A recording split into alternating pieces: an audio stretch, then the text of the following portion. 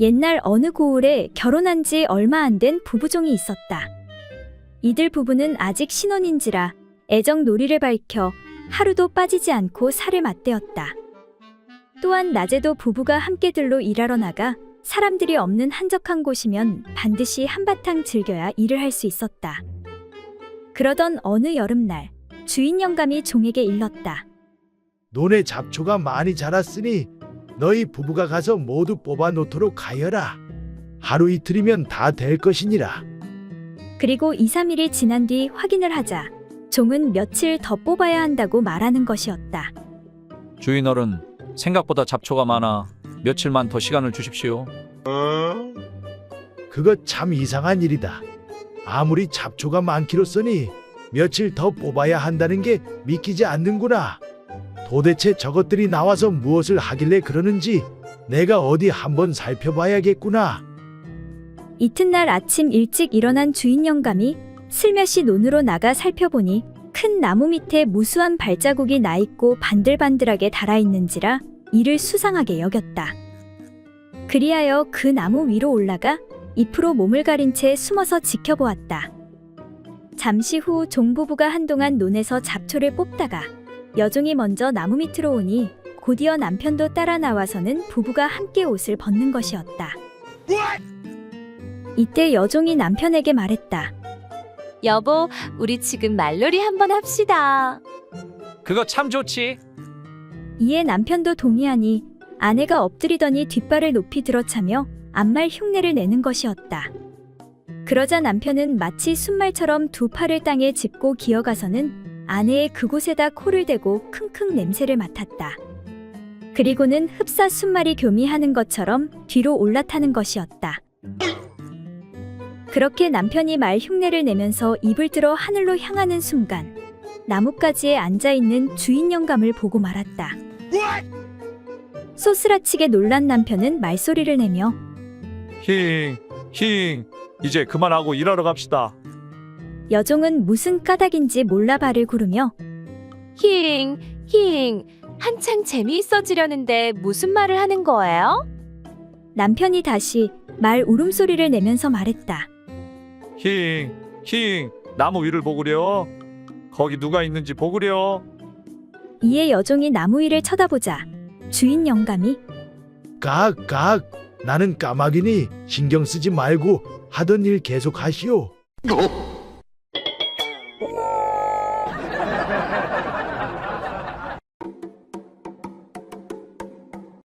옛날 어느 마을에 장사꾼 장서방이 장가를 들게 되었다. 그런데 색시에게 맛을 들이더니 색시가 너무 좋아 장사는 본체 만체하고 잠시도 집을 떠나려 하지 않았다. 여보, 난 당신이 너무 좋아서 한시도 떨어져 있기 싫구려. 그렇게 거의 2달가량을 집에서 빈둥거리기만 하는 신랑에게 색시가 말했다. 여보, 당신이 저 때문에 장사를 나가지 않으면 되겠어요. 그러니 내일부터는 꼭 일을 나가도록 하세요. 아내의 말대로 아무리 가치 있는 시간이 좋기로써니 마냥 일손을 놓고 있을 순 없는 일이었다.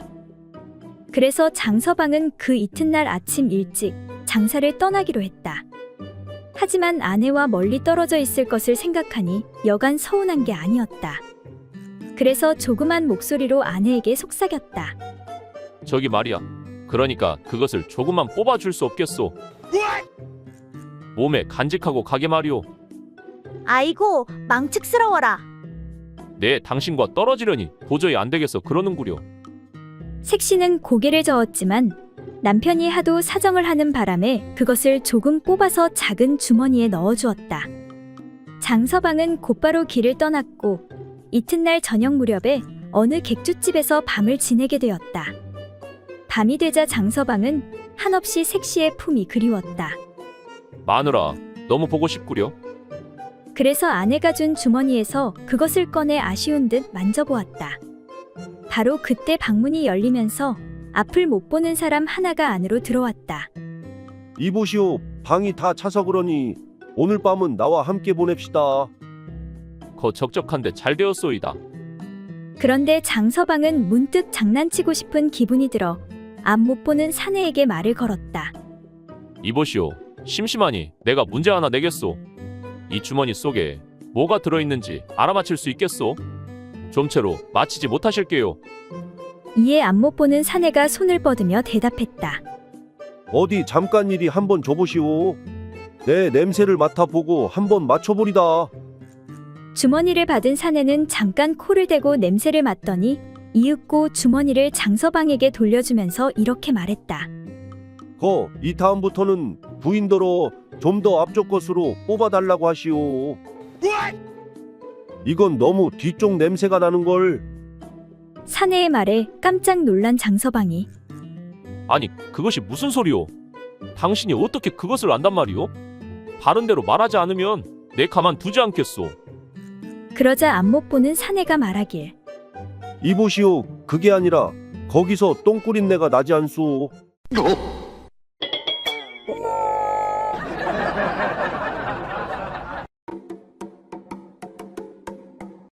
옛날 어느 고을에 대사원이라는 높은 벼슬을 맡고 있는 어떤 한 재상이 있었다. 그는 대사원이 된 뒤부터 미신을 엄격히 금하는 법을 세웠다. 이제부터는 성황당이나 잡귀신에게 제사를 올리지 않도록 하여라. 그런데 이 재상은 색을 밝혀 한밤중만 되면 언제나 알몸으로 계집종의 방에 숨어 들어가 몰래 재미를 보곤 하였다. 아이고 사모라, 요 이쁜 것 내가 너 때문에 산다 살아. 하지만 부인에게 들킬까 두려워해 언제나 조심조심하여 걸음을 제대로 걷지 못하고 마루에서 비틀대곤 하였다. 그런데 부인은 일찍부터 그 일을 다 알고 있었지만 일부러 모른 척하고 있었다. 하루는 재상이 일찍 퇴근하고 집으로 돌아오는데 집안에서 구판이 크게 벌어졌는지 둥둥 복치는 소리가 저 멀리까지 들려오는 것이었다. 몹시 화가 난 재상은 사랑채로 종을 불러들여서 물었다. 아니, 내가 미신을 엄격히 금하게 하였는데 우리 집에서 이게 대체 무슨 소리냐? 마님께 말씀을 올려도 도무지 듣지를 않으시니 소인이 어찌할 수가 없었습니다요. 이에 더욱 화가 난 재상이 직접 가서 따졌다. 이보시오 부인, 내가 지금 미신을 엄금하라고 시키고 있는 마당에 우리 집에서 먼저 법을 어기기 시작하면 나라의 법이 어찌 지켜지겠소? 그러자 부인이 말하기를. 그건 다 이유가 있습니다. 글쎄 3월 년이 밤마다 소리를 치길래 내 알아보니 요 근래 들어 노망난 벌거벗은 귀신이 나타나 대청에 숨어들었다가 가끔씩 방으로 들어가 사람을 놀래키기도 하는 등 사태가 매우 심각하여 푸닥거리를 하지 않으면 안 되게 되었소이다. 그래서 하는 수 없이 법을 어겨가면서까지 구판을 벌리게 된 것이니 당신이 이해해 주시구려. 이에 크게 부끄러운 생각이 든 재상은 군말 없이 허락해주고 말았다.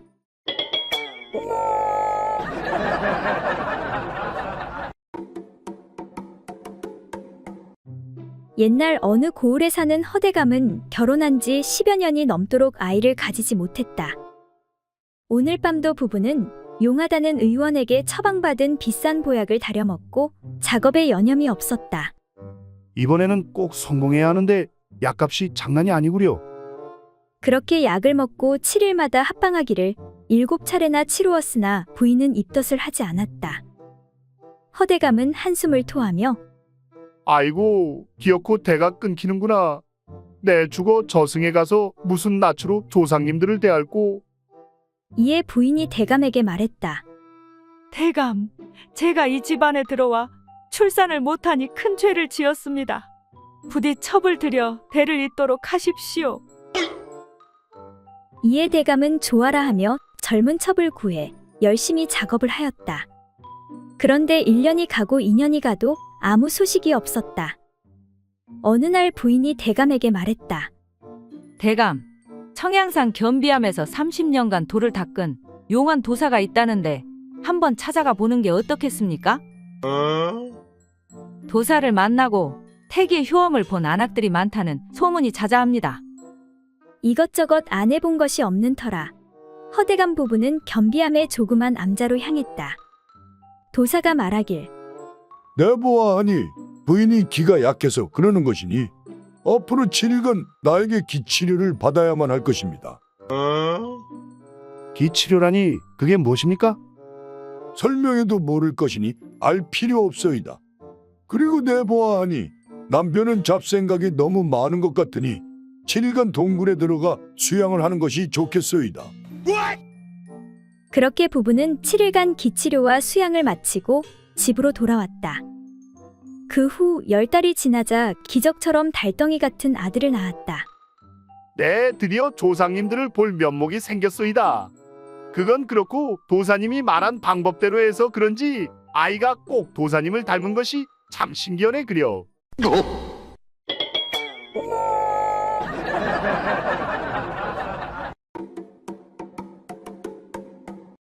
옛날 어느 고을에 한 젊은 부부가 살고 있었는데 한밤중에 그 집에 도둑이 들었다.